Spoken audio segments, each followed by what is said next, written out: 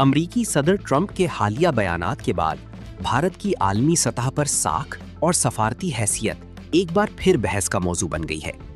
Reports के मुताबिक Trump ने अपने सोशल मीडिया प्लेटफॉर्म पर एक बयान में भारत को जहन्नम का गढ़ा करार दिया, जिस पर भारत में शदीद रद्द-ए-अमल सामने आया है। भारतीय ऑपोजिशन जमात कांग्रेस ने इस बयान को न सिर्फ तौहीन-आमेज बल्कि भारत मुखालिफ करार दिया है।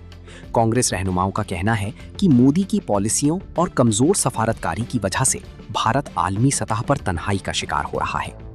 कांग्रेस के मुताबिक मोदी हुकूमत की हिंदुत्व नजरिए पर मबनी पॉलिसियों ने मुल्क की बैनुल-अक़वामी साख को नुकसान पहुंचाया है, जबकि ट्रंप की जानिब से बार बार आने वाले बयानात के बावजूद भारतीय हुकूमत की खामोशी तशवीश का बाइस है।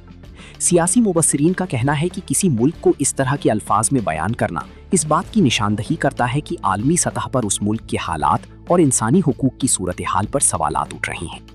माहिरीन के मुताबिक अमेरिका और भारत के ताल्लुकात में भी हालिया अरसे में कशीदगी और दूरी के आसार नुमाया हुए हैं, जो मुस्तकबिल में दोनों मुमालिक के ताल्लुकात पर असरअंदाज हो सकते हैं।